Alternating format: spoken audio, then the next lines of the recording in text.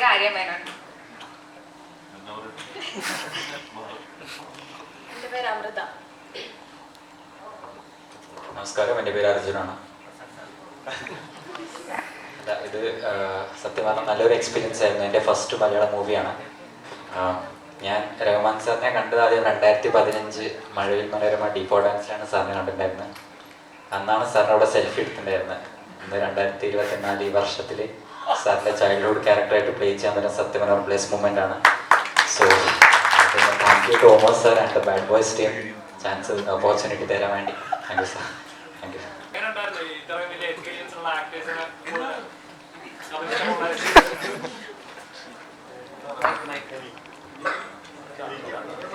നമ്മളിപ്പോ ബിബിന്റെ അടുത്ത് ഡാൻസും പരിപാടിയൊക്കെ ഉണ്ട്. ഇപ്പൊ ഡാൻസ് ആണ്, ആക്ഷൻ ആണ്, എന്താണെങ്കിലും നമ്മൾ ബിബിന്റെ അടുത്ത് ഒരു കാര്യം പറഞ്ഞാൽ അവൻ നോ എന്ന് പറയില്ല. അവൻ എങ്ങനെയെങ്കിലും അത് ചെയ്യും. അതാണ് ബിബിനെ എനിക്ക് ഏറ്റവും ഇഷ്ടം. അതും ഇപ്പൊ ഇടയ്ക്ക് കുറെ നൈറ്റൊക്കെ പോയി വർക്ക് അവേഴ്സ് ഒക്കെ കൂടി ബിബിന്റെ കാലിന് നീര് വന്ന ആ എങ്ങനെയെങ്കിലും പിറ്റേ ദിവസം പോയി ഒഴിഞ്ഞ അത്രയും ബിബിൻ ഇതിനു വേണ്ടി ഒരുപാട് എഫേർട്ട് എടുത്തിട്ടുണ്ട് ഈ പടത്തില്. ഡാൻസ് ആയാലും പാട്ടായാലും വീഡിയോ ആയാലും എല്ലാത്തിലും കൂടെ ഒന്നിനൊരു വിഷമം പറഞ്ഞിട്ടില്ല. എല്ലാതും ഗസ്റ്റ് ആണ് ബിബിൻ. അങ്ങനെയുള്ള കഥകൾ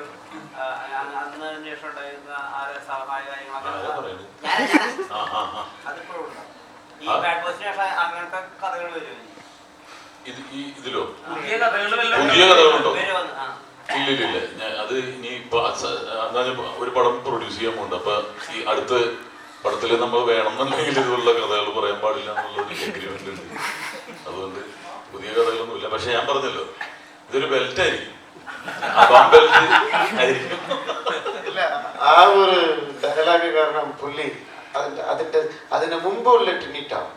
ഫ്യൂ മൊമെന്റ്സ് ലേറ്ററിന് അതിന് ശേഷമുള്ള ട്രിനിറ്റാണ് ലൈഫ്.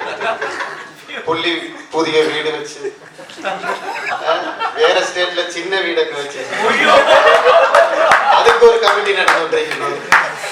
മസ്ത് അങ്ങ് കാർ മേടിച്ച് കുറേ ഇമ്പ്രൂവ്മെന്റ് ആയി. എനിക്ക് ഒന്നും കിട്ടിയില്ല. പുള്ളി പുതിയ തോക്ക് മേടിച്ചു. പുതിയ തോക്ക് മേടിച്ചത് ഇത് റഹ്മാൻ സാറിന്റെ ചോട്ടാ മുംബൈ. മറ്റേത് ഫാദിന്റെ രാജമാണിക്കാണെങ്കിൽ ഇത് റഹ്മാൻ സാറിന്റെ ചോട്ടാ മുംബൈ. നമ്മളൊക്കെ ഇപ്പം റീസെന്റ് ഇറങ്ങിയ പടങ്ങൾക്ക് കുറെ ക്രിറ്റിസിസം നേരിട്ടു. ഇപ്പൊ ഫസ്റ്റ് ഇറങ്ങിയ പടം ഫസ്റ്റ് വീക്കിൽ തിയേറ്ററിൽ ആള് വരാഞ്ഞപ്പോ കരഞ്ഞിരുന്ന ഒരാളാണ്. അപ്പൊ ഇതിന്റെ ഒരു ടീസർ തൊട്ട് കണ്ടു തുടങ്ങിയപ്പം എനിക്ക് പേഴ്സണലി തോന്നിയത് അതിനെല്ലാം ഉള്ളൊരു മറുപടി ആയിട്ടാണ് ഈ ഒരു സിനിമ ചെയ്തിരിക്കുന്നതെന്നാണ്. അപ്പൊ അത്തരത്തിൽ അങ്ങനെ ഒരു വാശിപ്പുറത്ത് ചെയ്ത പടമാണോ ബാഡ് ബോയ്സ്? തീർച്ചയായിട്ടും. ഞാൻ പറഞ്ഞില്ലേ, അതായത് എനിക്ക് എല്ലാ തരം പ്രേക്ഷകർക്കും കൂടി കാണാൻ പറ്റുന്ന ഒരു ചിത്രം എടുക്കുക എന്നുള്ള എൻ്റെ ഒരു വാശിയായിരുന്നു. കാരണം ഈ പറഞ്ഞ പോലെ കാറ്റഗറൈസ് ചെയ്യാൻ ശ്രമിക്കുന്ന പോലെ എനിക്ക് തോന്നിയിട്ടുണ്ട് ഒരുപാട്.